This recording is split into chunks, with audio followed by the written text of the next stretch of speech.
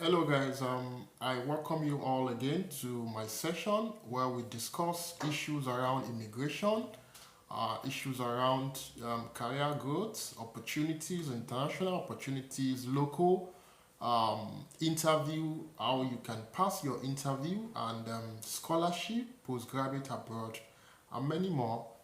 We'll be talking about six preparation you need to make for your interview, how you can actually prepare six steps that you need to take to pass your interview.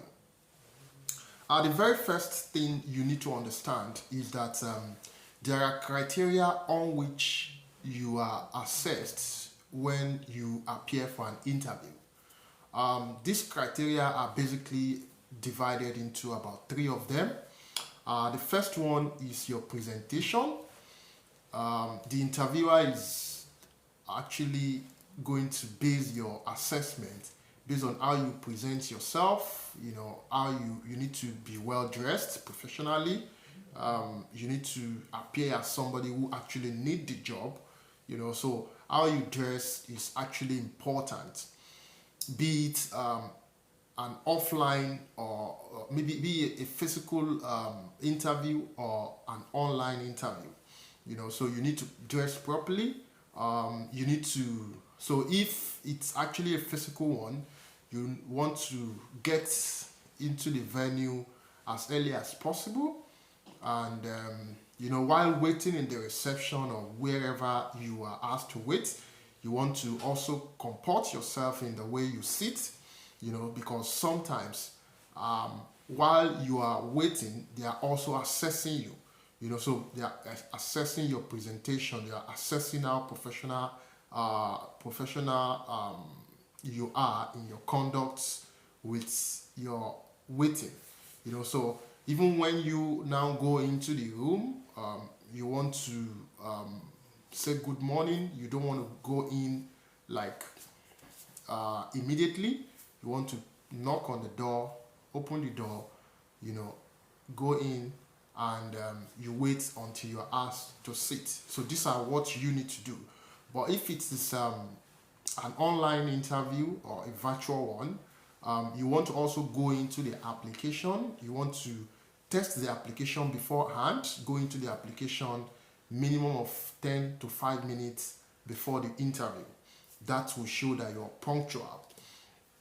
The next one, so another thing in the presentation is that they look at how you are presenting your answer. So they look at your gesticulation, they look at your confidence and the way you are, how convinced you are yourself with your presentation. The second one is your communication.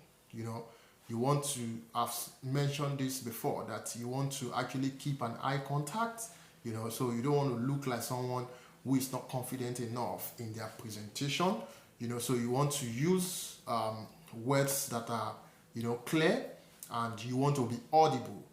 Being audible while you're answering your interview question shows how confident you are. You want to maintain an eye contact. People who are actually doing virtual interview, I have mentioned that you want to look straight into your camera. This will show that you're actually looking, you are keeping an eye contact. This is ingredient of confidence in your interview. The third thing is evidence.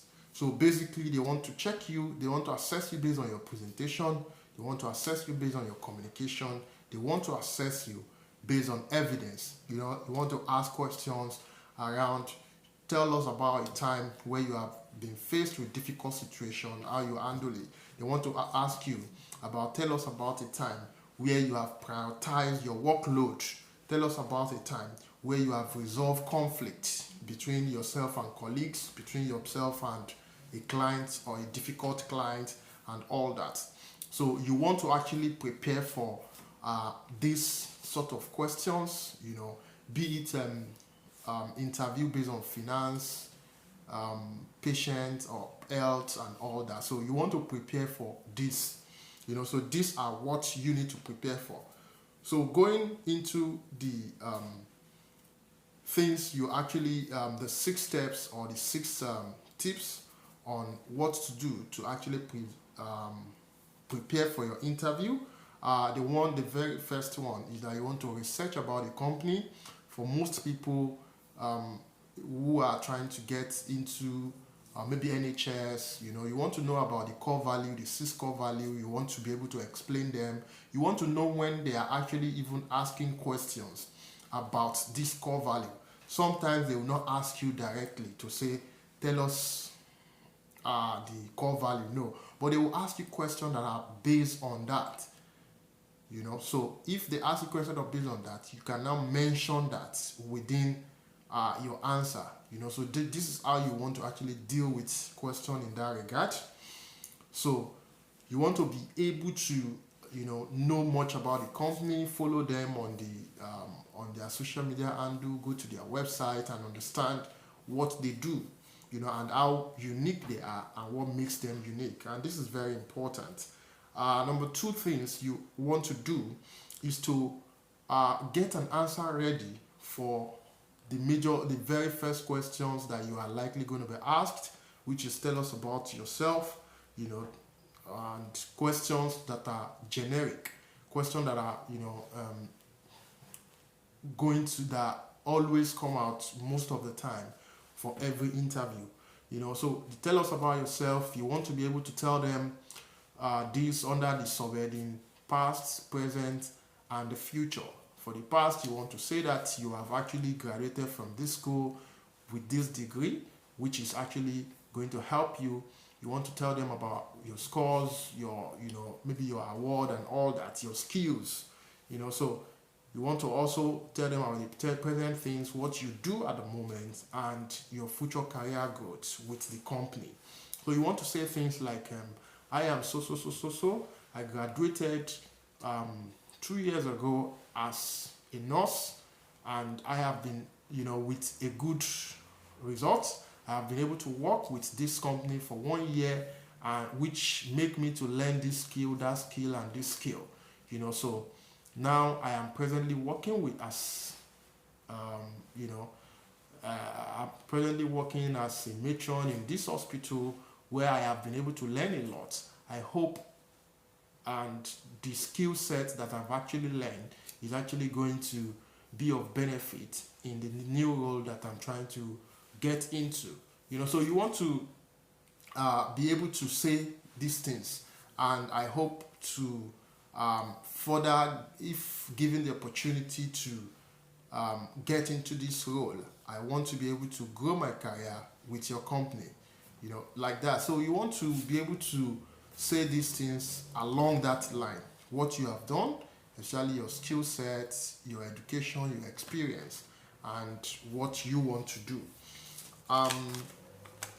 The third one is you want to write out the list of your greatest strengths. So what your greatest strengths are, because questions in that regard might actually come your way. So if you have actually prepared them down, you have rehearsed them, you are able to swing into action without further ado. Now, these are some of the strengths that you can actually say that you're disciplined. So when you say you're disciplined, meaning that you do not need to be told what you have to be, what you are expected to do. So you are the type that can get things done without being prompted. You can take actions when needed without you being told. That is discipline. You are trustworthy and you are loyal, meaning that you are the type that can be relied upon by your team to carry out some duties and responsibilities that are within your purview, and you can be trusted to deliver well on them. You are creative, and so if you say you're creative, it means that you can actually tackle issues, without with little supervision or no supervision. You are positive and enthusiastic. You want to say this, that you are the type that is actually ready, willing to deliver assignment and duties. So these are things, these are strengths that you can actually talk about and you can prepare for them before your interview. The fourth thing that you need to do is to prepare at least one weakness. Question in this regard could also come. And one of the mistakes you don't want to do is to say that you do not have any weakness, and that actually can demarcate you. So you want to prepare for your weakness. These are some of the weaknesses that you can mention when being asked, that you find it difficult to say no to people. However, at the moment, you are trying to work on that. And because of that, you have been able to learn to, because you don't say no, you have not learned how to say no, you find out that you overburden yourself with duties and responsibilities of others. But in the recent time, you have actually worked on that. So these are some of those things you want to say. You want to also say that you find it difficult to give honest feedback, to avoid confrontation. So if you say this, you would. So one of those things you want to do is that when you bring your weakness, you want to also ensure that you are telling the interviewer how you are trying to work on them. So you don't want to just say your weakness. And another thing you need to know when it comes to weakness, you don't want to say a weakness that is actually a prerequisite or that is needed for that your job. So the weakness you want to mention should be a weakness that is not needed for you to perform well on the role. So this is actually important. So you need to know. So that's why you actually need to prepare for at least 3 weaknesses. So when that question is now being asked, and you want to also ensure that you have gone through your job responsibility and person specification that will make you to know what sort of weakness you want to mention, because you don't want to mention a weakness that is actually needed for you to perform your role. This is important. And the last one, the fifth one, is that you want to prepare at least 2-3 questions that you also want to ask the interviewer, after the interview. You want to ask questions about, the work culture in the organization. You want to ask questions around, because, like I have actually mentioned in the past, that the interview session is actually a two-way thing. It's not just the interviewer asking you questions. They also give you an opportunity to ask questions. So the first segment is asking about you, how well you can perform on the role. So the second part of the interview is actually you, giving you an opportunity to know more about the company and why you should choose that company. And that's why you need to take that opportunity when that opportunity is presented to you. And the sixth one is that you want to end the interview with a good quote. You want to say that, I thank you for giving me the opportunity to be interviewed. I actually enjoyed the process, and I hope and wish that I am given the opportunity to be selected for this role, and I promise to give you a good return on your investment. You want to hype yourself in the end of your interview. Just a parting word that is concise, that is short, and that is able to encompass the whole of the story that you have actually said in the whole of the interview. So these are what you want to do in order to prepare well for your interview. And I wish you all the best in your coming interview, and I hope that this content is going to help somebody out there.